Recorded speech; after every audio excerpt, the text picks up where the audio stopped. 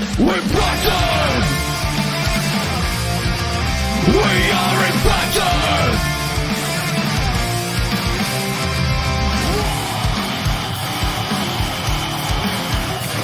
We're Bison!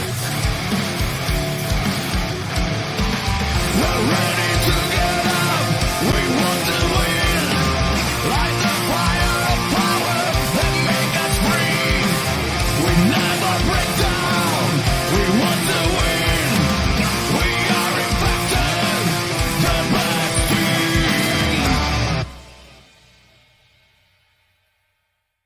Hello and welcome back to Total Non-Stop Impact UK Impacted 162.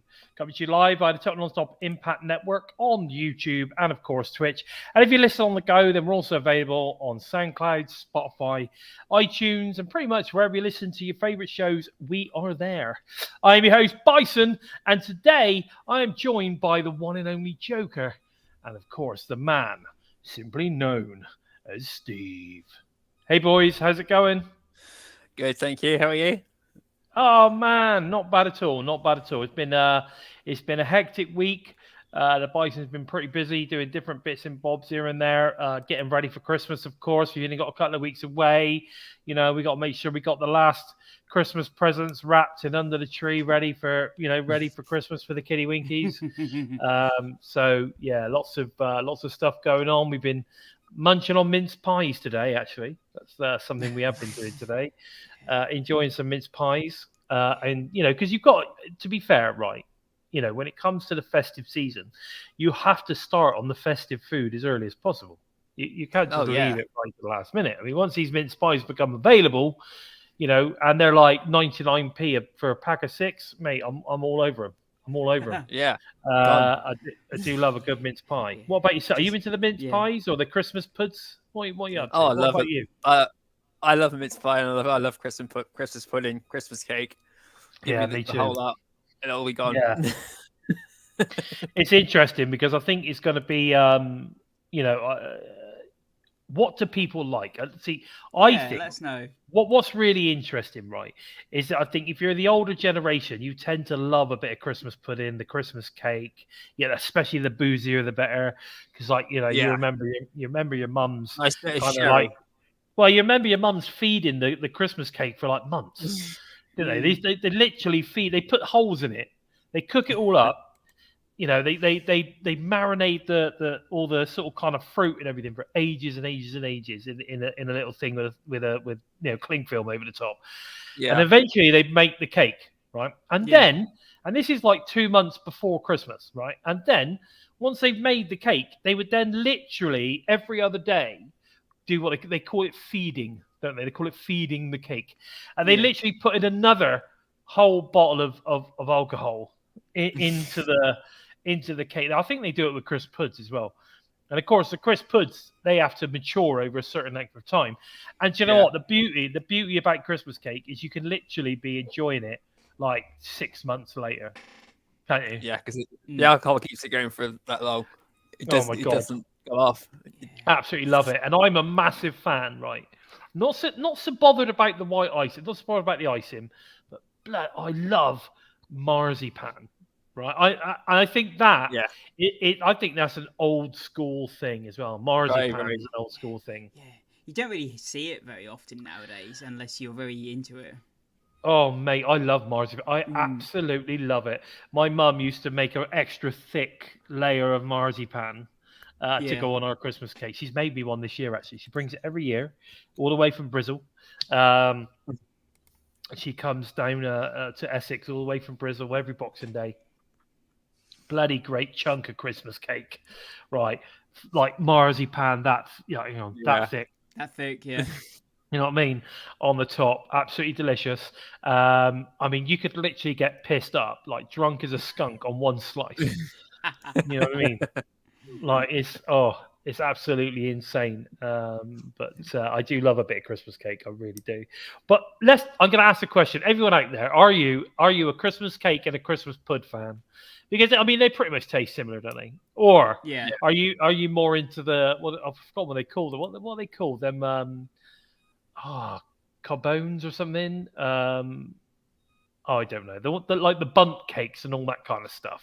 You know, I forgot what they're called now. The panine cakes or whatever they're called. I know what you mean. Yeah. They're like Swedish or something. I don't know. Yeah. I'm not really a cake guy, but I know what you mean. But I can't think what they're called. Well, there's loads of different cakes you can get over the Christmas period, but I'm trying to think what they're called. But there you go. Gibster's more into the old Xmas pudding than the cake. I get that. Yeah. You know, I get that. Unfortunately, Mir wouldn't know what we're talking about because obviously he's Jewish. Fair play. What about Terence? I'm interested in you, mate. What about yourself? You got Barry's in there as well. Simon's in the chat. I'd love to know, Simon, if you're a Christmas cake man or you're into your Christmas pudding. What is it you're into? What is your favourite Christmas treat that you only really get once a year? Right? I mean, there's the Yule log. Who likes a bit of Yule log? You know what I mean? I do. I do like a bit of the old chocolate Yule log. That's delicious. Yeah. Oh, I'm kind of with Barry on this one. Just give me a plate of Christmas dinner and I'm done. Roast potatoes. Yeah. Oh, Christmas pud, Simon. Good man. I love it. And here's the question, though, right? If you're into the Christmas pud, right? Are you a is it sherry? Is it sherry cream or no brandy cream? Brandy.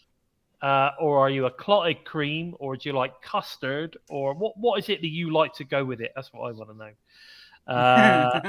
Yeah, I do as well. I'll be honest, right? Christmas, and this is all honest truth, right? At Christmas, we buy 4 Christmas puds. We have 1 Christmas Day. We have 1 Boxing Day because obviously we have my wife's family over on Christmas Day because they live local, and then Boxing. So we have 1 then, and then we'll have another one on Boxing Day because my family, like my dad, absolutely loves it, and my mum loves it as well. We have that, and normally we'll have the one that my mum's made and marinated for 6 years, that sort of thing, and then we buy 2 more, literally as soon as Christmas Day's over. Because obviously they sell them then for 60p. You get these 5-6 pound Christmas puddings for 50p or something stupid. So we normally buy 2 or 3 more, and then strategically pull them out through the year and have a little extra special Christmas pudding for dessert one day. And I tell you, I love it. I love it. Christmas pudding is one of my favourite things. Absolutely love Christmas pudding. Simon plumps for the alcohol-free, and he likes it with custard. I love it with a bit of custard is nice. Barry Monkey and a partridge in a pear tree. I totally agree. My wife's not into it at all. She likes. We get her a special one. We get her I don't know if you've seen them, but they're sticky toffee bombs. So they're like a little pudding, but they got sticky toffee and a bit of chocolate and all that sort of stuff in the middle of them. She likes those. So she has one of those on Christmas Day, but they're still good. What do you have, Steve? Come on, what do you have? Me, like I say, I'm pretty much with Barry. Give me the roast dinner and I'm done pretty much. I've never been a dessert person, so I'm pretty much just your savoury roast dinner and that's me done. Floki, come here. Sorry, guys. Sorry. No, we get to see the new the new mascot. Hang on. Yes. Hang on a minute. Floki, come here. Come here. What are you shouting at? Stop shouting. There's nothing. Come here. No, I see the new mascot. Oh, hey, it's the other mascot. The one that no one sees. There he is. I don't know what's the matter with him. I think he's probably seen some lights out the front window, and now he's going nuts. Look at him. Listen to him. Cats! Where are the cats? It's going nuts now. There you go. Anyway, there you go. There he is. Yeah. There he is. No, we never tend to really need Christmas pudding because by the end of having everything, you got 4 Christmas puddings sitting around the Christmas tree. That's true. I end up literally like a Christmas pudding, just literally sat there like that. I'm done. Interesting stuff. What's Barry says? He's got bitten by a radioactive spider. Never got any superpowers, but now I can't get out of the bloody bad place. Looks like it. Yeah, and you're right. Sammy is being future endeavoured now that Floki's about. But anyway, that's enough of the Christmas pudding talk. You're right. I'm definitely down with the old roasties. I love a good roasty. They've got to be nice and crispy, and nice and seasoned, nice and crispy. And I'll tell you what else I really like. I love parsnips. I am not going to lie. I am a parsnip man. I do too. Yeah. No, honey roasted ones especially. Lovely. Yeah. They're gorgeous. So underrated. They are the most underrated root vegetable on the planet. As far as I'm concerned, I love them. But there you go. Anyway, enough of this because I'm starting to get hungry. And as I haven't had my dinner yet, I think it's wise I stop talking about delicious food right now. Let's go. Get on with greeting everybody in the chat. We haven't done that yet. I know. There's loads of people. We've said a load of Mir. Gifter is obviously in the house. He's loving a bit of brandy cream. And the boozier, the better, apparently. Yeah, so it's looking good. Barry's obviously in the house. We had a little chat with Barry. I saw Terrence was there. So everyone's been popping in nice and early, guys. Well, it is officially the final. Oh, Bonkers is in the house. Where didn't he pop in? I didn't see that. He was first. He was here before me. Yeah. He left us a message just before we got started. Oh, mate, I missed you. I'm sorry, buddy. I'm sorry about that. So I forgot what I was saying now. Completely gone out of my head. It's anyway, last. Our final. It's the last episode. 162 is the final episode of Impact of the 2023. We will be back in the new year, and our first episode 160. Hang on, no, 62. Episode 163. Yes, it will be the preview to Hard to Kill. TNA. Yes. Hard to Kill. I'm not. It's gonna be weird saying that. It will be really weird saying TNA. However, I did spend my entire time in Coventry and Newcastle shouting TNA, like constant. So anyway, so I'm definitely getting used to the idea. Yes, and I'm actually really excited. I think it's going to be fantastic. Yeah. Really looking forward to it. But I was hoping to try and get a special guest on as it was the last one of the year, but I didn't manage it, unfortunately, lads. So I apologise for that. No special guests, unfortunately, this year. But you've got the three of us who are here, and like you say, you got the Christmas pudding chat instead. So we made sure that we gave you and we've got the dog going crazy. You may notice, guys, that I'm in a different location today because it was so cold in the Cave of Madness that I just couldn't stay in there. I had to come inside for a bit. Just give me 2 seconds. I really need to sort out what's going on with the dog. Chat amongst yourselves. He's fine. Keep the dog going. No worries. Oh my God! I haven't got this week's script, so I don't know where to go. I say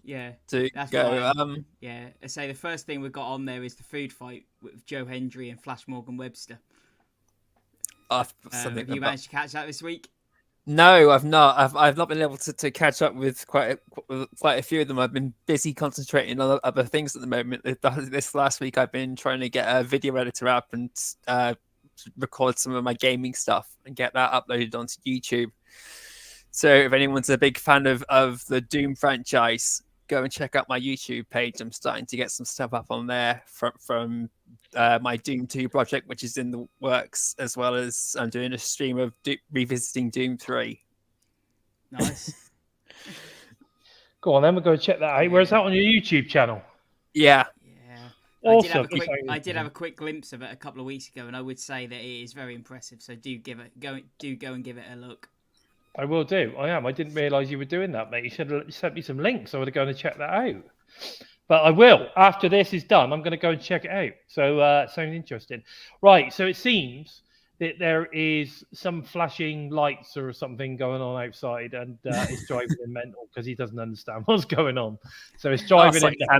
Sammy chases lights, and he's even if it's across off the door and going across the wall, he chases it, and he'll stand there and stare at it for ages and bump his nose off the wall, trying to bite it. He's just going nuts. So what I've done is I've chucked him in with my son, who's on the games console at the moment. He's in there. I'm not sure what he's doing actually. It looks like he was playing. What's it called? Fortnite, is it? I think he's playing Fortnite. But anyway, guys, listen. Let's get slap into the news. the news of rumors. So I'm not going to do an Impact recap because, to be fair, the Mexico tapings was just basically a bunch of random matches. So I'm not going to really go into it. It was good. It was good. I enjoyed it. The crowd were crazy. They always are. And there was a couple of botches. Did anybody notice those? No, I completely forgot there was an episode last week. I haven't caught up on that either. That's the Mexico one, wasn't it, last week? Yeah. Yeah. It was good. It was a good episode. I really enjoyed it. Because I quite enjoy when you get the odd standalone, right? And that's sort of kind of a standalone. And the thing is with it is that what was good about it was the fact that, it was an incredibly packed crowd. Like it was full. The place was full. They were clearly into the Impact stars as well, which was great because most of the time the Impact guys were getting the most pops. So the crowd that were there, clearly were into Impact Wrestling, which is fantastic. And we know that they're on. I'm not sure what channel it is now in Mexico, but they are on a channel in Mexico. So they've obviously got a decent following there. But yeah, no, there were some good matches. There was a couple of botches, but the main matches were great. I enjoyed the combination of Trinity and Chris Sabin. That was quite cool.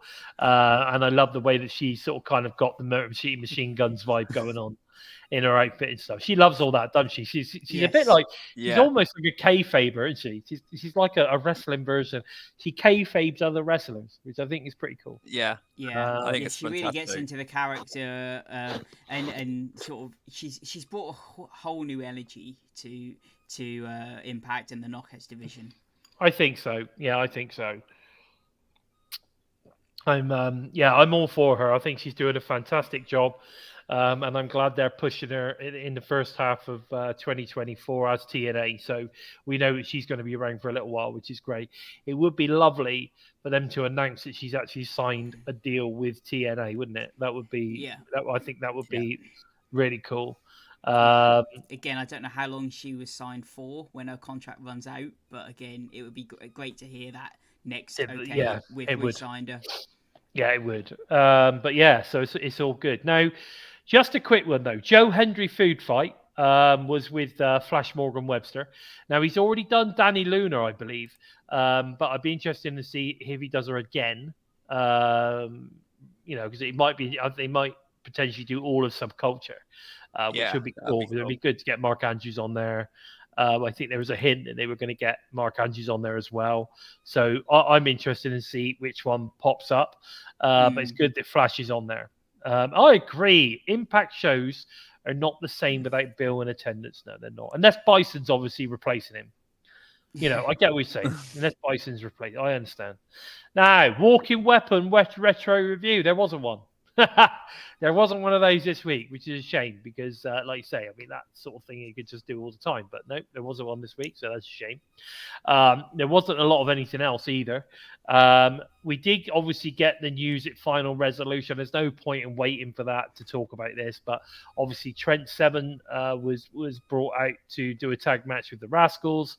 And at the end, we did one of those Josh Alexander / Mike Bailey type signings.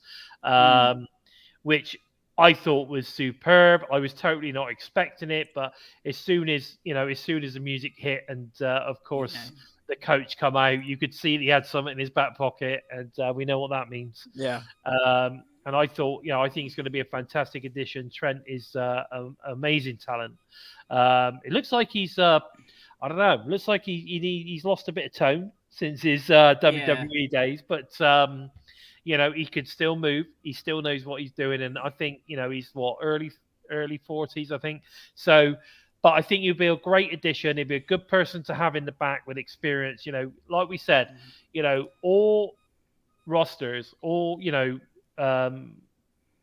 changing rooms need to have their veteran type wrestlers to pass on to the younger ones. So you've got to have a good mix of veterans and like you say, new talent coming up as well. So, and I think it'd be a British great talent too. And he's British, which is also fantastic.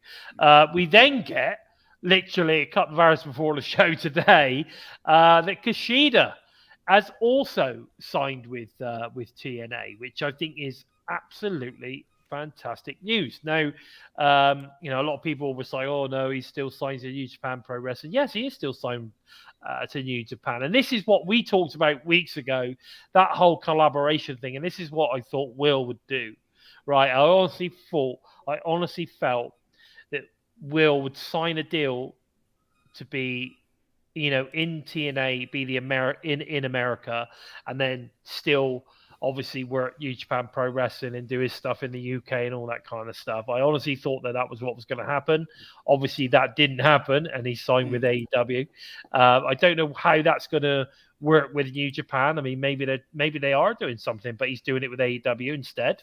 I don't know, but the way it reads to me is that when it comes to TNA, Kushida is signed to exclusively appear in America for TNA and nobody else. So Kushida will be exclusively on TNA in 2024. However, he will also be doing New Japan dates as well. So it's interesting. I think this is a cool way of doing things, you know, because some of these guys are being paid a lot of money. You know, they're being paid a lot of wonga. And if there is some way that you can find to work with another promotion to spread the cost of some of these guys, then I'm all for it. I'm all for it. And if that's what's going to work to get some of these top talents to sign exclusively in the US for TNA, I'm all for it. 100%. What do you think, Joe? I think it's fantastic news. I was not expecting this at all. It was I saw it literally about 5 minutes before coming onto here, so it was like, oh my god, wow! And my main reaction was just as Chris Sabian mode. I love this place. It's just amazing reaction, feeling that. And going back to Trent Seven, when Scott D'Amore came out, you could feel that passion and that pride in and that energy from Scott D'Amore when he came out and signed Trent Seven. Like, you know, I don't think anybody else gives off that vibe. You know, it was the same when he got Harley Hudson and Leon Slater to sign with TNA. Nobody makes you go, wow, this is fucking brilliant when someone's running a company more than Scott D'Amore does. He makes a real big deal about it. There's a lot of passion. He makes a real big deal about it. It is a big deal. It is a big deal. And I think, you know, you've got to make your talents feel like they're a big deal. And he certainly made Trent feel like he was a big deal, I think, you know. And, you know, again, I think, you know, there was a thing that said at once it went off there. David Penza was also, apparently he finished up with Impact / TNA at Final Resolution. You know, thank you for everything you've done, Penza. You're an amazing guy, and I've got a lot of time for you. I've interviewed him. He's got amazing stories. You know, but I just feel that it's the right time. You know, if we're moving forward, we need a new dynamic ring announcer and maybe a female. I don't know. Maybe Christy Hemmy's coming back, or we're going to get Jade. I have a feeling Jade's going to take that role. But we'll see. I don't care so long as they do a good job. Well, you know, be it male, be it female, doesn't matter so long as they do a good job. I think traditionally, though, you know, old school TNA was Christy Hemme, wasn't it? So it's kind of like it was a female. Well, old school TNA was JB, wasn't it? To the very beginning, yes. Yeah. But then, obviously, when they went to TV, it turned to Christy. Now, I've heard that Sam Laterna is supposed to be doing more with Impact as well, and Simon's saying the same thing. I'm interested. I mean, she's got it all over her social media that she's now with Impact Wrestling, but you know, I'm interested to see how that pans out because she's more of a backstage interviewer. Now, we talked about this before in a sense that, you know, could we see Sam take over Gia's role and Gia move onto the commentary desk? It's almost like, you know, over the past 6 months or so with BTI, they've been trying Gia out. I think she's done a great job. I think if you watch BTI and you watch the match, she's done a great job. So I think it would be cool to get a female voice. And we've said it for a long time that, you know, a third voice, possibly a female voice would be really good, especially when you consider we've got the Knockouts who are incredible. Why do we not? Because quite often when you get the female matches, Deanna Purrazzo will come out, or Tasha Steeles will come out, or Mickey James will come out and go on commentary. Well, if you've got a female commentator, you don't need that. That doesn't need to happen. Or if it does, you can also have a bit of banter going on between the females and the guys, and you know what I mean. And I think that could add another element to the soundtrack, as it were, to TNA. I don't know. I thought, because we were talking about Vader Scott for a long time. Yeah. We thought that Vader great. Scott would have been great as a commentator. But again, from Impact's point of view, if they can bring in their own people and not sort of kind of, if they can work through their own people that they know well and they know can do a good job, like Gia could do a really good job in that role. They've tried it out; it's working well. She's done a good job backstage, but now maybe it's time she moved on and did something different, move her into commentary. That could work. They've already tried it. They've brought Jade in. She's doing ring announcing on BTI.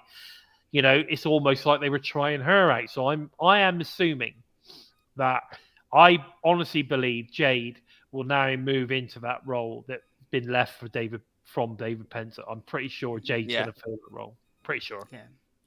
It's very again. She's done a good job every time she's done ring announcing, so it would be a good fit. And with Gia going into announcing, I mean, again, I don't know the situation, but I believe Ray Walt has said a few times that he is not officially at the moment under contract. He's doing a work by pay or something. Yeah, so, he's not contracted. No, he's not contracted. So I think that's through his choice, though. That is his choice. Yeah. But again, it's a case of you never know what, if something pops up and, he has to take, he decides, okay, I'm going to take sort of a few months off, then they've got Gia to step in.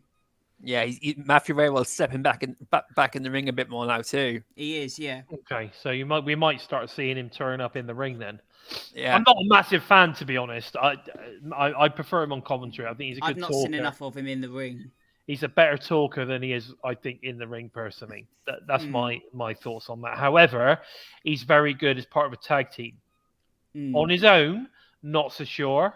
As a singles guy, but as part of a tag team, yeah, maybe. I think that could be something. I know that obviously in the past, I'm trying to think of what the tag team was called that he was in there in WWE. Rusev, wasn't he? He was, yeah. But I'm trying to think of the name of the tag team. But anyway, it doesn't matter. I'm sure someone will throw it in the. I'm sure Mir or Simon or someone will throw it in the chat. Hey, John, nice to see you, my friend. Thanks for joining us. And you're right. Yeah, World of Sport had a 3-person team, including SoCal. Yeah. Wow. I think 2 guys and a female voice is the way to go. I really do. Simon Gotch. That's right. That's who his partner was, Simon Gotch. So, if you had Matthew Raywalt and Simon Gotch back together again as a tag, that's it. Yeah. Vaudevillains. That's right. Yeah. Maybe we could see them turn up in TNA. You never know. And like I said, or maybe they're going to go with Tom and a female voice as opposed to a three-person booth. I don't know. But, I like Matt. I think he's good on commentary. He's got a good voice. Really, really good voice. So maybe I'll apply. I apply for the job. Matthew Raywell and Tom Hannafin bounce off each other brilliantly. And it's so good. So much back and forth between them. It's like almost having John West and Mike Tenay again. Because Tom Hannafin's knowledge of everything is just as good as Mike Tenay's was back when he was on commentary. He just seems to know everything. And he's like on bang on point about everything. He's got high praise from David Pencer before he left as well. David Pencer was saying that Tom Hannafin's one of the best guys out there. I agree. Really nice. I agree. I think Tom Hannafin's brilliant. Norbert saying he's not keen on a 3-man booth. Well, do you know what? I'm not keen on a 3-man booth either. I'm keen on a 2-man and a 1-woman booth. I think that will work really well because you've got 3. You've got you got 2 men and a female voice. 2 male and a female voice, I think, works really well. It always just depends who's in it. Yeah, of course. How they bounce off each other. Of course. Again, it's like if you've got a 2-person booth, if they bounce off each other really well, it works. if they clash, it's a nightmare. And we've seen that in Impact, in TNA in the past. It's So, you know, sometimes been like a nightmare. yeah, there's been a few people that it just not worked. It's just not worked at all. I think it depends on the ego as well of the people that are in there. Yeah. That's my thoughts on it as well. I think we all know what I'm talking about. Yeah. Now, I think probably the biggest news, and this overshadows, you know, Okada coming back. This overshadows the two signings. TNA Wrestling partners with Endeavor Streaming to distribute its on-demand subscription service, TNA Plus, starting January 5th. Now, come on. That is fucking brilliant. That is huge. That is fucking huge. And anyone that don't think that's fucking huge is a fucking idiot, because that is massive. That is a big deal for Anthem TNA. Everyone to look at. Basically, we're going to get the TNA version of the WWE Network. You know, a faultless streaming service, a proven one of the biggest sports streaming service in the world. You know, probably the biggest, to be fair. Yeah. You know, all the pay-per-views are going to be on this too. Well, I mean, included in the actual package, rather than having to go on to fight and get them from there. They're all going to be on there live. Yes, no, exactly. So, you know, That's everything incredible. is, obviously if you pay the money to be on that level. Yeah. Which you know, a lot of people go, "Oh, it's well expensive." I'm like, really? Is it really expensive when you consider what you're getting? No, it's not expensive at all. You know, if you were to go and buy your pay-per-view separately, you know, you're talking, I mean, in the States, it's more, isn't it? It's something like, you know, $30-40 or something per pay-per-view. And they're talking about doing like $219 for the year, which includes, you know, Impact Every Week Live, includes all the specials. It includes the 4 main, you know, temp pay-per-views, as well as, you know, all the other stuff which is on there, including all the extra stuff that, you know, all the wrestlers are doing, you know, around the ring with Tom Hannafan, you know, all that kind of stuff. It's all on there, and it's all included in this one price. I think it's an incredible deal. Incredible deal. I mean, I've heard a rumor that anyone who's already signed up to Impact Plus in the last, you know, at the moment, and has still got a certain amount of time left, are getting a special deal as well. And I don't know if that's come out yet. But obviously they're gonna be getting a special deal to take them into the TNA Plus. But again, you know, what you got to understand is that, you know, at the end, this is a completely brand spanking new thing. This is a brand spanking new streaming service. It's not Impact Plus. It's not the same engine. It's completely separate. It's a brand Impact Plus was service. very it never worked, did it? So, you know, It was a bit buggy. Well, it did work. It just didn't work all the time. That was the problem. It just didn't work at a time. So yeah, if they're on something that is going to be, you know, working a lot of the time, then it's going to really help. And when you see WWE fans even coming out and praising it, you know they're onto something. Oh yeah, definitely. Barry, I'm going to say this one. I'm going to be real sharp on it. I don't give a monkeys what people's revenue is. At the end of the day, and you could say it's relative, at the end of the day, if you watch this product and you're currently paying for things to watch it, you should not be moaning about paying a subscription that includes everything. Right? You shouldn't. Not at all. Not when you consider what you're getting for your money for an entire year. Right? People pay ridiculous money to buy them cancer sticks, to stick them in their mouths, right, and fuck up their lungs, right, and their hearts and everything else, right? They pay money to do that. Right? I had someone moan to me the other day that they can't afford this, they can't afford that, while sticking a fag in their mouth, right? And I'm like, mate, you pay what, £10 something a pack for that shit? You know, just stop smoking. Like, and all of a sudden you can afford stuff. You know, I've got a cleaner, right? This is the thing. I've got a cleaner. Comes in once a week, cleans house. Costs me 30 quid. Now, and so we go, oh, that's a bit posh. No, it's not posh. It costs me 30 quid. In fact, me having a cleaner costs me less than it costs you to buy that one packet of fags every day. You know what I'm saying? I'm all I'm saying is that things are Tight. relative. Things are tight. Yeah, things are tight. I'm not saying they're not. I'm not. Don't get me wrong. Things are tight, but you have to look at what you're getting for the money, Yeah. right? And I think rather than comparing it for anything else, you need to compare like for like. Yeah. You know, I mean, if you were subscribing to AEW, what would you get? Oh, And how much? AEW. And Yeah. how much is it going to cost you? I'll tell you now, it costs you more than that. Yeah. It costs you more than that, and that's a simple fact.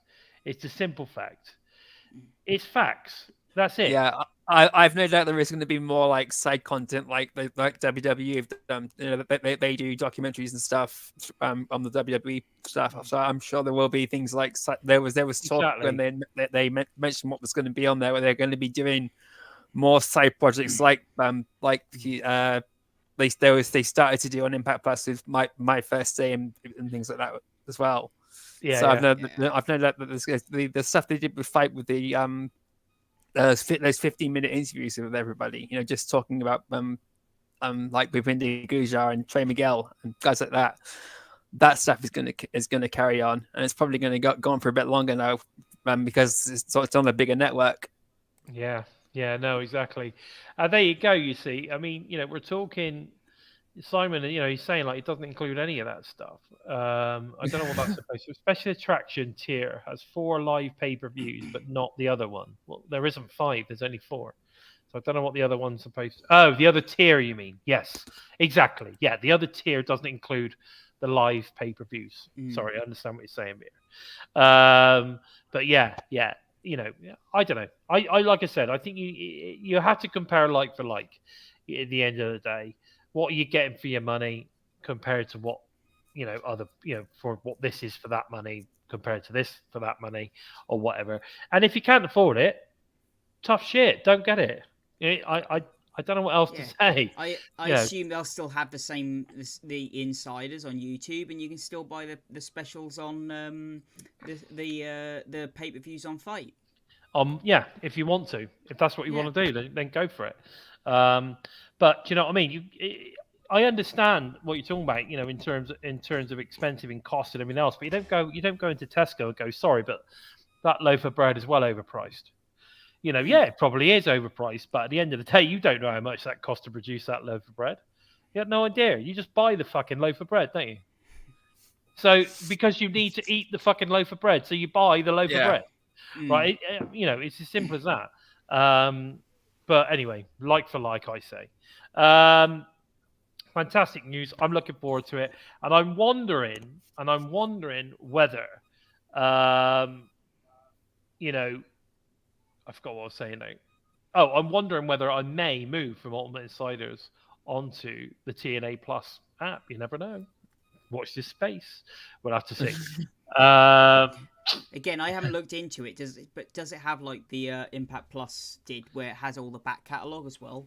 I believe so. Yeah, as far as I'm aware, the TNA Plus is going to have everything plus all the fresh new content. Now, I'm assuming that Ultimate Insiders are still going to do similar stuff as well. I mean, I don't mind Ultimate Insiders, and it doesn't include the 4 pay-per-views either. But we'll just see. I mean, that'll probably sway me, because at the moment I buy all that on Fight. Yeah. So it might sway me to go from Ultimate Insiders back into TNA Plus because of that reason. But we'll see.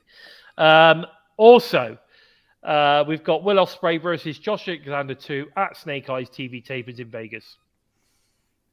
Wow. There we go. We did. Yeah. We knew it was coming, and if it wasn't going to be Hardcore, it was going to be soon afterwards. So no surprise really there.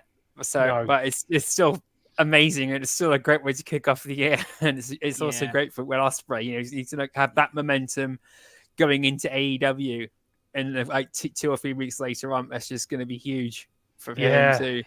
I mean, you got to think that Josh has got to go over, and it'll set a rubber match up, surely. Oh, I hope so.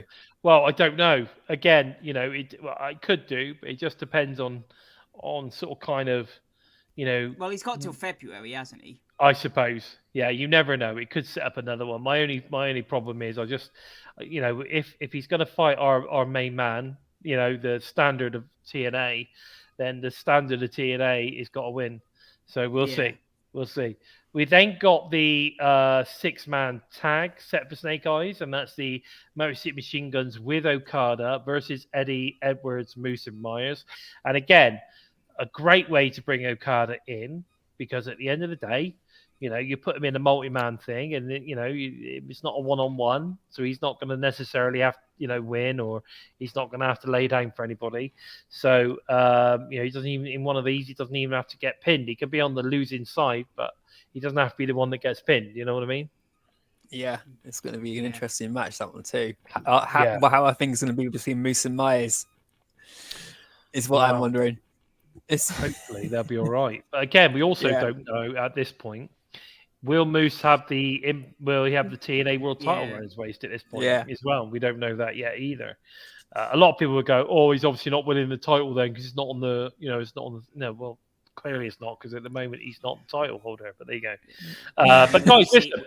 We could see Moose with the title and then Okada pin him. Yeah, that'd be interesting.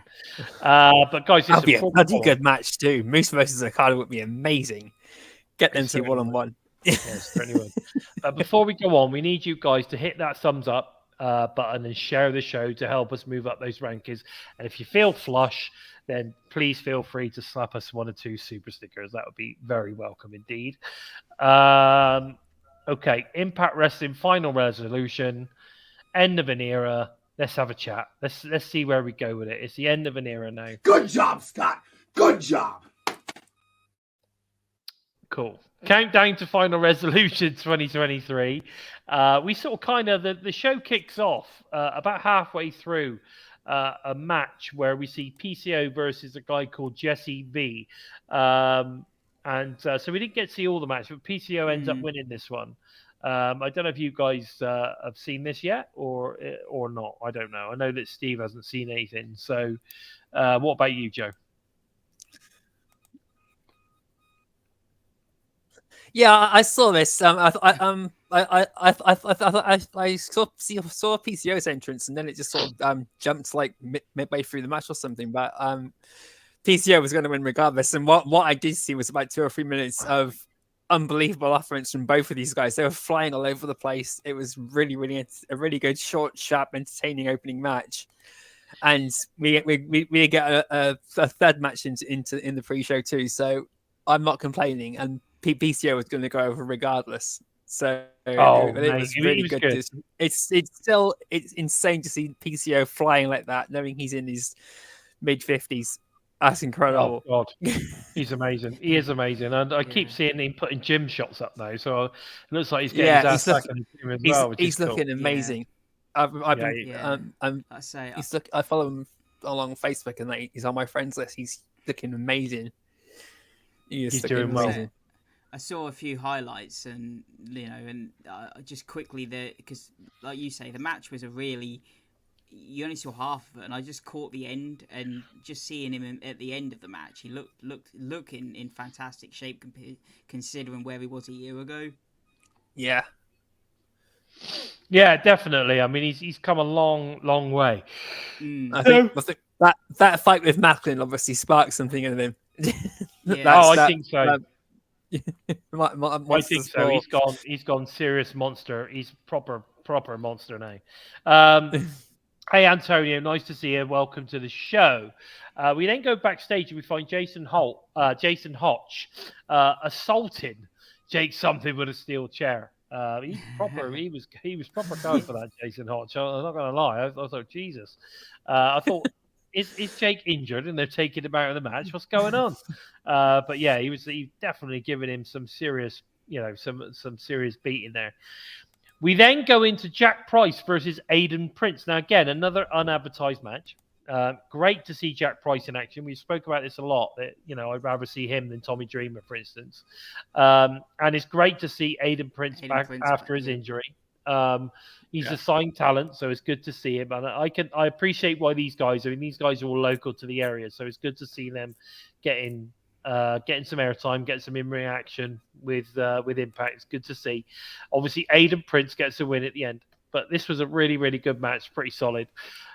We then go to Gia Miller interviewing Trinity and Jordan Grace, of course, ahead of their match later that night with Deanna and, of course, Giselle. Looks like they're going to cohabit. You know, they're going to be all right. They're going to be okay. They were setting this one up quite nicely, which was nice. But that then, of course, headed into what I suppose you could say the main event of the Countdown show, which was Sheldon Jean, another fantastic young local guy to the area, versus Frankie Kazarian, the veteran man. Again, we spoke about Sheldon many times in the past. We're big fans of Sheldon. I think he's got a huge future. And again, I want to see this guy in more and more singles action. Hopefully, we're going to see that in 2024. Frankie Kazarian does get the win. But what did you think about this match, Joe? I thought this was a solid match. It was incredible. You know, Frankie Kazarian is one of those guys you want to work with if you and you know he's going to make you look good regardless. And this was an absolute banger of a match. It was so impressive. I enjoyed Jack Price's match against Aiden Prince too. It was good to see Jack Price get his first victory with Impact Wrestling and TNA. That was really good. It's a good way to bring him into the spotlight for 2024. But totally this match with Kazarian and Kevin Knight was just insane. I really, if that wasn't enough to get you to at least by the final resolution, and then if you get fed up, pissed off after half an hour, then I don't know what was, because this was a really good match for a pre-show. It was really good. Oh, really? Yeah, I think it was. I really enjoyed it. Just to clarify, Sheldon Jean, not Kevin Knight. But yeah. we were talking about Kevin Knight before we came on. I know, and that's another guy I want to see more of. I think he's fantastic. He's fantastic, Kevin Knight. But yeah, no, it's a good match, good solid match. It was good to see Kaz sort of really and letting Sheldon go. I think Sheldon did a good job. We then obviously head into Final Resolution itself. So which kicks off with the Impact Tag Team World Title. We've got ABC, obviously Austin and Bay versus Myers and Edwards. To be fair, ABC do retain the title, and then after the match, it was a great match as well. To be fair, fantastic match, which you would expect. I thought Myers and Edwards worked really well together. To be fair, really well. But after the match, Trey Miguel, Zachary Wentz, of course, of the Rascals, blindside ABC and stand tall with the Impact World Tag Team titles in the ring. And then what are your thoughts on that before we get into Alicia Edwards in a second? What were your thoughts on the match? And of course, the Rascals getting involved again, which I would imagine is setting them up for something for Hard to Kill. It's gotta be. The match was what you would expect from four fantastic wrestlers. Ace Austin and Chris Bay are such a well-gelled team now, so you wouldn't expect them to give anything less than 100%. And Myers and Edwards are both veterans in the ring, very experienced tag team wrestlers. And like you said, they worked brilliantly together. I could see Myers and Eddie Edwards going forward as a tag team if the Moose and Myers break down. Like if Moose was to be world champion and then it breaks down between him and Myers, and Eddie Edwards and Brian Myers going forward would be an interesting angle for everybody too. And totally. The Rascals coming out. Santino Morello hits on it later on. They've got a contractual rematch at Hard to Kill, so there was no need for them to do this. This is just really them blowing their top and getting pissed off because someone else was getting a title shot before them. So they've got themselves into more shit basically. So if it makes any changes to their match at Hard to Kill, I'd be interested to see what those are. But it was just great to see Trey and Wentz go out and cause havoc as you expect those dirty rascals to do. Definitely. I'll tell you who I'm hoping that we see next. TNA sign Myron Reed. Yeah. We need that. TNA sign Myron Reed. That would be cool. Yeah. He had a great showing after Bound for Glory. So you were hoping that was the start, and like I say, he had that one match and that was it. So fingers crossed, yeah. Fingers crossed for that one. I think that would be great. Now, Alicia Edwards then decides to boycott the show alongside Eddie Edwards and, of course, Brian Myers. Director of Authority, Santino Marella, says that if Alicia won't leave, then he knows someone that will make her. And, of course, that obviously leads to the Alicia Edwards versus Jodie threat match. Now, we did talk about this last week. And I said I could have swore that I saw Jodie Threat versus Alicia Edwards advertised. Pardon me, but it wasn't on the website, and it just sort of kind of disappeared. Right, and I think obviously they'd had a creative chat, and they said this is how we're going to do it, and so they just took it off. That they took it away, and I think that's what happened. But luckily, the Bison remembered. He's got a keen eye. He's got a good memory, and the Bison remembered that he'd seen it. So that led to Alicia Edwards versus Jodie Threat, which, quite frankly, was pretty much all Jodie Threat. Of course, what you would expect. It was a fun match. It's a knockouts match. We needed because obviously the show is pretty much men matches stacked, so it's good to get this one in there as well. And of course, Jodie, being the local lass, got some serious support from everybody, which from the crowd, which I thought was really good. I just want to mention this as well. Now, I spoke about this a lot on the night. I thought the production looked really solid. I thought the production of the show was really good, right? It was clear. It was definitely full on HD, right? The crowd looked fantastic. The runway looked fantastic. The camera angles were really good. And they didn't, sometimes they flip between the camera angles really quick. You almost get a little bit disorientated. It just seemed that they had the tempo of the camera changes spot on. It wasn't too fast, but it wasn't too slow. And they seem to be able to just come in at the right time. So I don't know whether there's been any changes in personnel with regards to the TV crew, the filming crew or whatever. But I thought it looked great. And the sound was good. The sound was really good. Yeah. Barry's just saying, no, you could hear the crowd perfectly. It was fantastic. You could hear everything. It looked fantastic. Like you said, the editing was bang on point. It was really hard to miss anything. It was so well put together. Which is really showing off what's to come, which is great to see. One of the criticisms I used to always have was that when they'd obviously be filming the match, was there'd be far too many close-ups. You'd feel like you were actually in the match itself, rather than watching from the audience or whatever. Whereas, say, you felt like you could actually see what was going on from the ring, rather than you were just watching the wrestler's leg. Exactly. I agree. But obviously the slight downside was obviously they were doing this with a slightly emptier venue, so obviously they were having this wide shot with less people. But obviously, hopefully, they do this wide shot at Hard to Kill now, where there's a lot more people. Well, what's interesting, you say that about the wide shot, and there was less people there, but man, I heard that it's never that venue was the fullest it's ever been, which is good. Which is That's great. I fantastic. don't know how many that is. I'm sure it's probably maybe 350 were in there or something like that, maybe 300 people.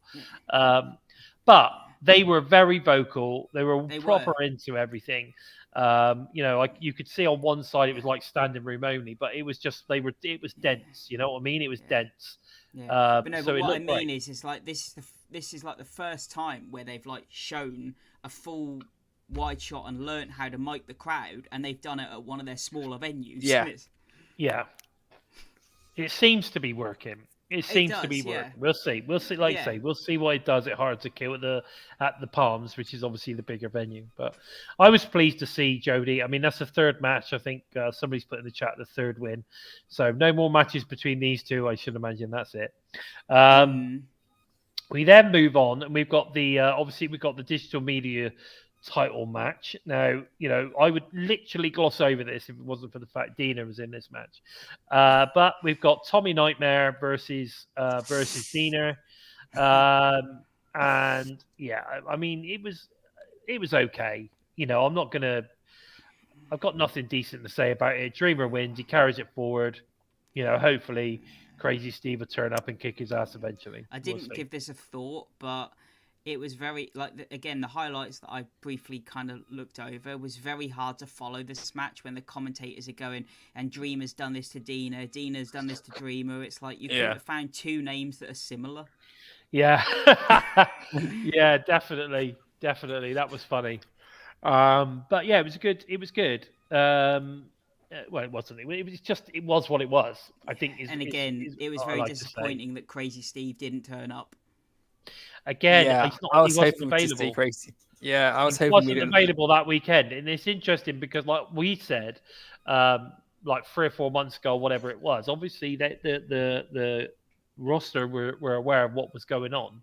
Yeah. So it was a case of, look, if you get yourself matches, we'll just use whoever's not who's available for those weekends, kind of thing. If you get yourself some work, go and get it. And I think that's probably why. I think it was just a case of Steve was already working that weekend. He couldn't get out of that. So, that's what they did. But we then go backstage and Santina Morella turns Trey Miguel's singles match against Mike Bailey into a tag team match, which then obviously comes up next because he's obviously trying to, we're trying to make the most of these two, aren't we, at this point? So we get in there. And of course, at this point, we don't know who Mike Bailey's opponent is. Partner is. I quite like it when they do stuff like this.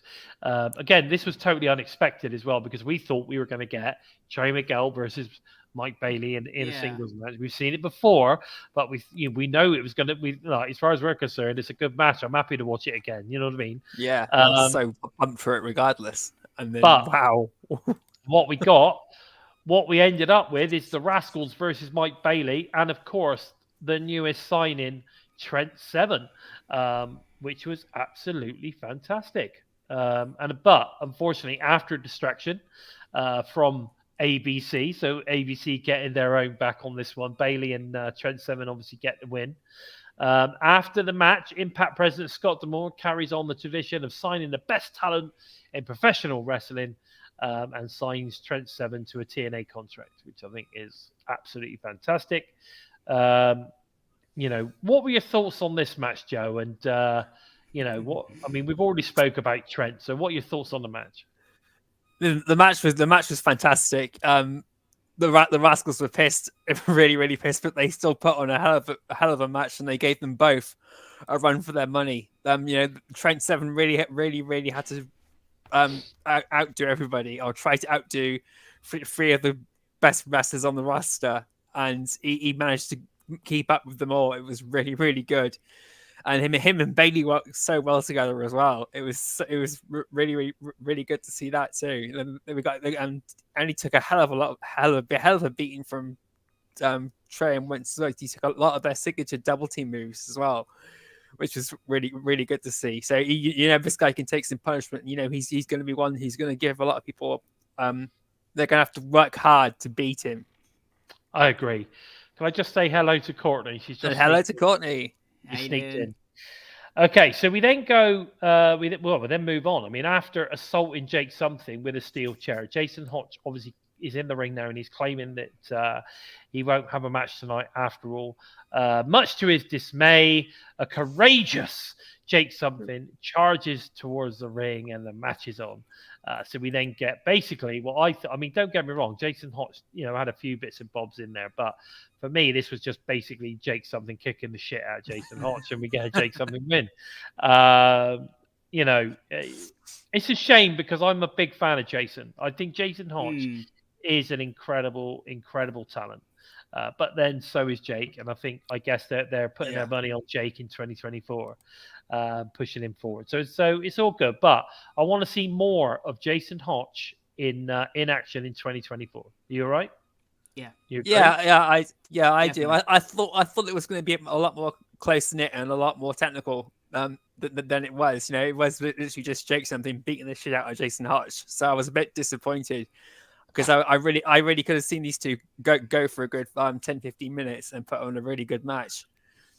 I thought that was what it was going to be. I honestly thought I did. they were going to have a really solid, a really good match. But of course, in the end of the day, they're trying to make Jake look as strong as possible. At the Yeah, moment, and Jason Hodge pissed him off by attacking him on the pre-show. So as soon as that happened, I thought, this match is going to be over pretty quickly. Well, but I still enjoyed it. It was great to see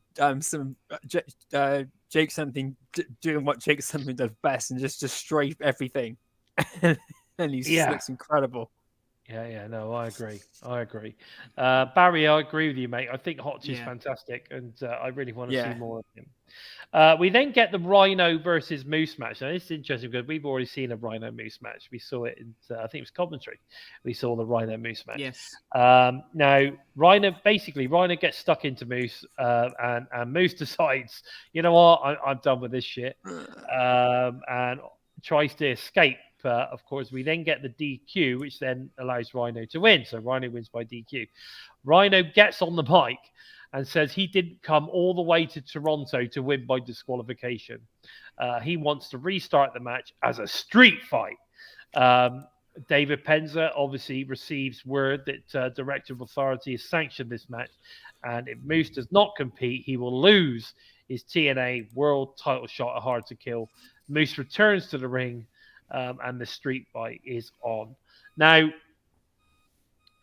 the street fight was fine. I don't have any issue. The street fight's great. However, and I know Moose obviously walks away with the win.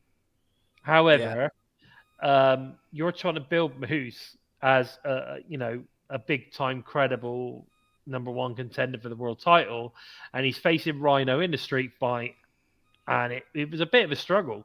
Like, in fact, he didn't want anything to do with Rhino when he's smashing his head against the ring. You know what I mean? He didn't want nothing to do with that. So he's walking off. So I don't know. I didn't understand the booking here. I thought it was an odd choice. For me, it was a case of what they needed to do was put him in, and we wanted to see the badass, strong as fuck Moose. It was going to go Alex Shelley, but I don't think we saw that. What we saw was a bit more of a, what I would say, an attraction match, a bit more of a, I know, let's give him a street fight, for no real reason. I don't know. Moose's promo later on in the night made up for that, though. He sent a message up later on that really built him up. That next year is you're going to see a completely different side to him. He's done being, the wrestling god and all that. Next year he's just going to be Moose, the TNA World Champion. But the match itself, which is great. Yeah. We've lost you, Bison. Your audio's gone. How about now? Am I back? Yeah. You're back now. However, he didn't show that in the ring, and that's the thing. No, like 10 minutes, 15 minutes earlier. And I think that's kind of where this didn't make any sense. Yeah, so anyway, I agree. But the match itself, I enjoyed seeing the fact that they went almost old school ECW way, where someone makes a challenge in the ring, it gets done there and then, and Moose regret being forced to come back in and still out. And the run you got 2 referees taken out in this match, which that was a good laugh. And Moose getting powerbombed through a table and still managing to then get Rhino smashed through a table and then and then speared by Moose to pick up the win. We got to see Moose. He's done the whole Legend Killer thing with Rhino before, so we sort of knew what to expect. And I suppose Moose giving them a low blow and getting out the ring was, I've dealt with you before, Rick. I don't have any interest in dealing with you again, even though he said he was going to end Rhino's career a couple of weeks earlier. So, but then that could have just been, none of it makes any sense. Yeah, this is my point. It doesn't make any sense. Any of it doesn't make any sense. What should have happened is he should have come out and absolutely handed Rhino his ass. That's what should have happened.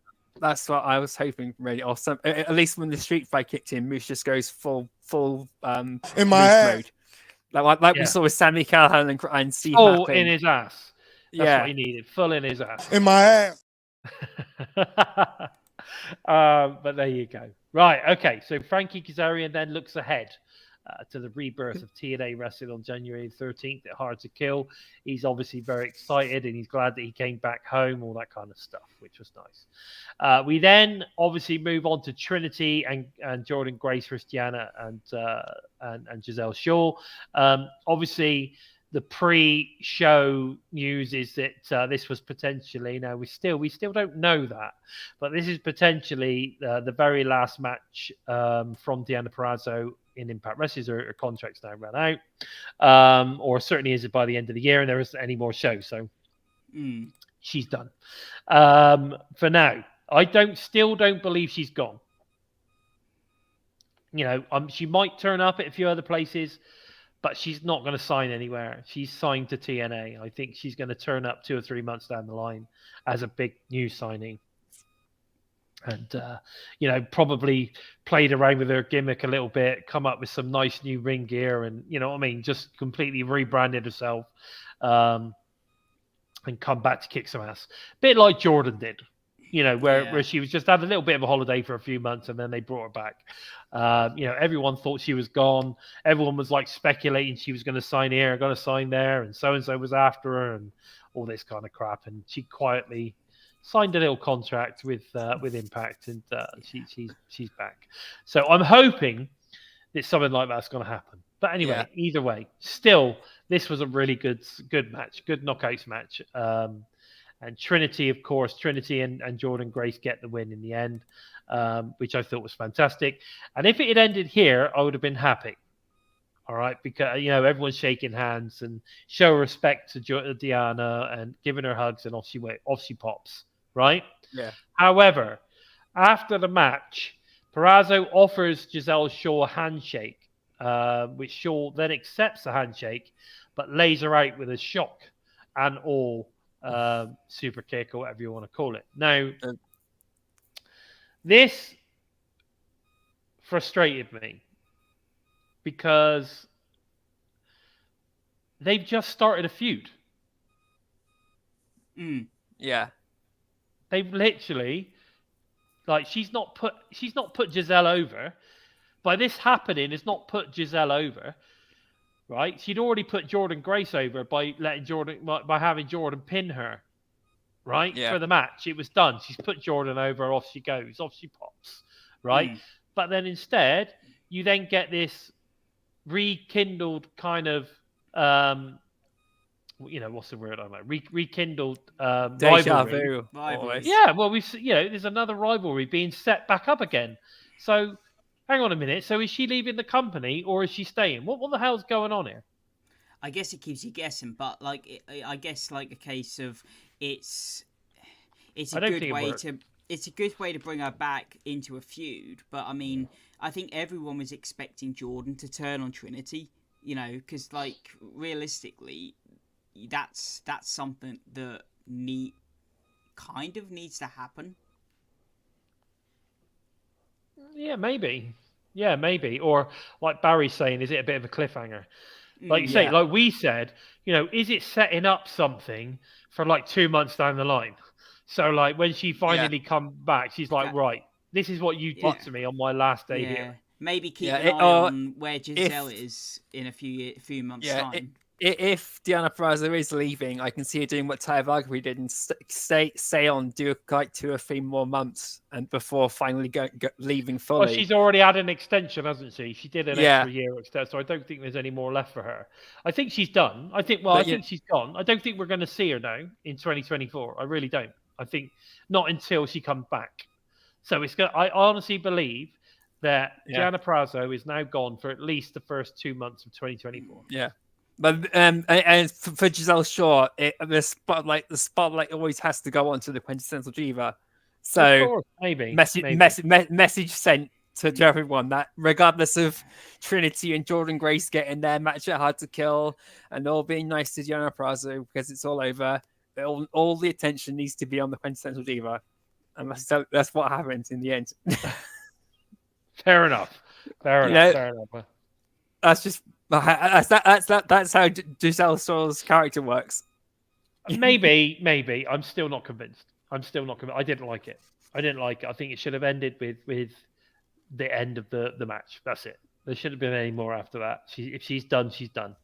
But if if they're trying to set something up for the future, then maybe. But But I don't know. Giselle Shaw did send Jordan Grace packing as well, so that's why I mean it could be like deja vu as well. She sent Jordan Grace packing, and then Jordan Grace came back, so it could be the same thing with Gianna Prazo, and I'm hoping in a way it is, because I don't want to see Gianna Prazo leave and go, but I do know that she has interest in touring the independent scene a lot more than staying on. No, maybe we just have to see. We'll wait. Maybe that's what she's doing. She's going off for a couple of months. Go and do a load of indie shows, and then all of a sudden a big comeback. I don't know. I'm not convinced she's gone for good. Let's put it that way. Yeah, I just don't see where else she'd go other than, like you say, have a little independent run.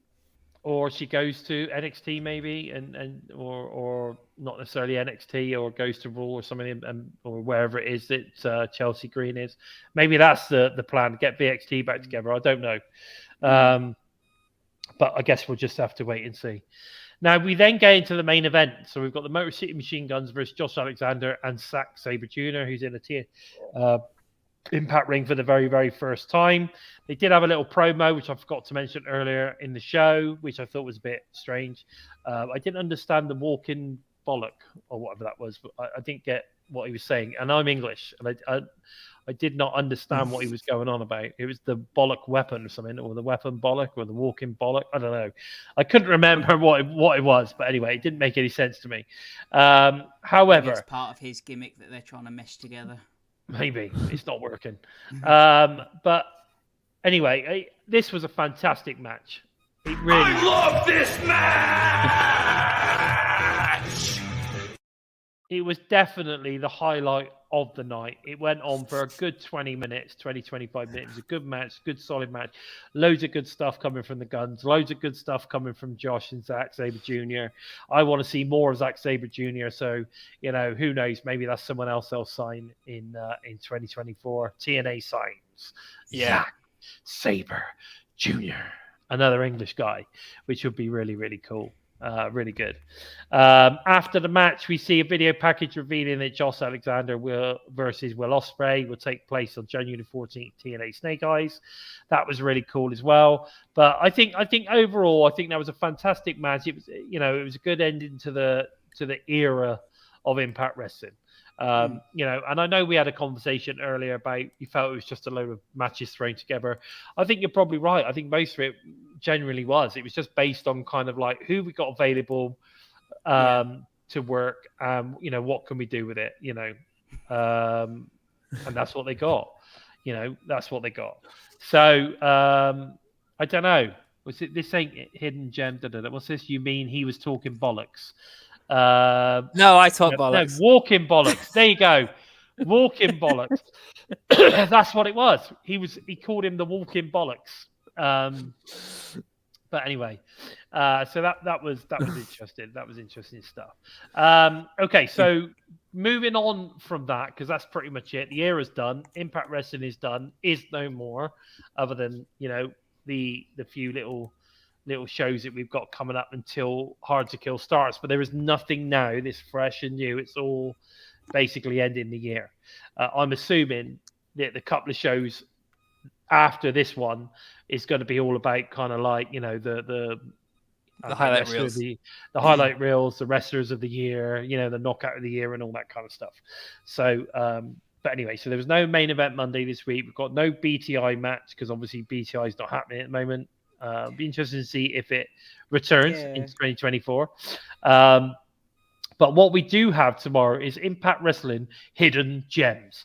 Obviously, there's some matches that got taped but never ended up on TV, but apparently they're pretty good. So they're making sure that we're going to watch them. So we've got MK Ultra, which we've missed, versus Giselle Shaw and Savannah Evans. Apparently that's a bit of a gem. So we're looking forward to that one. We've got Alan Angels versus Samurai Del Sol. Now, the interesting one with this is the graphic says Angels versus Samurai Del Sol. The picture is Samurai Del Sol. But on the website, it says Angels versus Laredo Kid, which is really weird. So I'm not sure. I think there must be a typo there. I wouldn't go for the website. Their website is very hit and miss, isn't it? I don't know. But anyway, I wasn't impressed with that. So, but I think Yeah. Angels versus Samurai de Soul is going to be probably the highlight of that show. Yeah. Yeah. You got Josh Alexander versus Yuya Uemura has been added to it. There you go. So there's another one. So that should be good. And then we've got That's going to be Bravo. Jess because I still miss him. I still miss I Yuya. do. I miss him. Yeah. We've got Bravo and Dango taking on Decker and obviously Tommy Nightmare. That's So going back a bit, isn't it? When Decker was here. that's Yeah, like that that was the first Yeah. half of the year, I think. Yeah. Yeah. It was quite a while ago. Yeah, definitely. But anyway, so we've got that, and like you just said, we've got Josh Alexander versus Yuya Uemura. So there is, a few pretty good little matches there. I hope there's another shot at this next week because I really want to see Kazarian versus Leon Slater. I'm disappointed that that's not up there now because I really want to see that match. Yeah, definitely. And Eamon, you're probably right. Armin, sorry, you're probably right. The guy doing the website's like, oh, it's a luchador. It must be Laredo Kid. Yeah. But no, click a button and then see what happens. Yeah. Yeah. So we've got some. Looks like we're going to have some good matches. So I'm thinking I might get up and watch this one. It definitely looks all right to me. I might get up and watch this. We'll see. But guys, listen. That's pretty much all we've got time for this week. This is our, like I say, this is our, our final episode of 2023, and we're all looking forward to checking out what is under the Christmas tree at Christmas. And I wish everybody a Merry Christmas and a Happy New Year, 100%. Yeah, definitely. And I'm looking forward to seeing you all. I'm looking forward to seeing my guys, the TNI-UK team, in 2024. I'm looking forward to the new era of total non-stop action wrestling. It's exciting stuff. But guys, like I said, this is about all we've got time for this week. But please don't forget to head over to TNI Patreon for exclusive extra content when you sign up. All TNI shows are available for all you listen on the Go fans as audio only via SoundCloud, Spotify, iTunes, or wherever you listen to your favorite shows. We are there. Also, if you want to show your support for the TNI UK team, please feel free to give us the odd super sticker. Or why not head over to prowrestlingtees.com/total nonstop impact for some great shirts, or head over to our exclusive Spreadshirt merch store. Links, of course, are all below, so go and check all that out. Where can we find you on the socials, Joe? You can follow me on Twitter or X or whatever they're calling it, at Joeker Empty Space. You can jump onto Facebook or Twitter, look for hashtag Empty Space, hashtag into the void. Or if you fancy to tick your toes, but on your sense of humor, look for hashtag Daily Giggle, but approach it with an open mind and just might keep your sanity. And Steve, where can we find you, bud? You can find me over on the Twitter or Discord at SimplySteve311, where I post everything Impact Wrestling related. So yeah, just over on those two places. Okay. And of course, guys, don't forget to follow at We Talk Impact on the Twitter sphere, or X, as it is now, on the Instagram, on the Facebook, and basically wherever all social medias is pretty much the same thing, at We Talk Impact. Go and check it out. And of course, we love a good sub as well on the YouTube channel, so make sure you do that. If you want to find out more about myself, the host, Lord Bison, then feel free to go check me out on X. I keep doing it, on X, at Lord Bison 45. And like I said, we are definitely I'm getting close, man. I mean, I've got something like 2,220 odd now, so following Nice. is going up quite nicely. But guys, listen, please take the time, help us out, moving up the rankings on YouTube by giving us a thumbs up.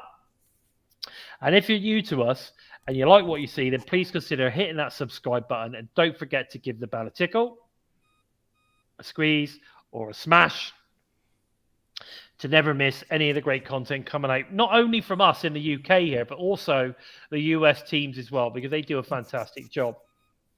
So big shout out to J-Bone, big shout out to big ringside Bill Gardner, and of course Alicia over there as well. Trent, when he gets involved on the odd occasion, great to see him when he does, and of course the scumbag is all the way over there as well. So Much love to you guys, but make sure you go and check out what they're pumping out every week as well. But guys, with all that said, I've been Bison. They have been, of course, the Joker and the man simply known as Steve. And this has been the final episode 162 of the final episode 162 of 2023 Impacted. Take care, guys.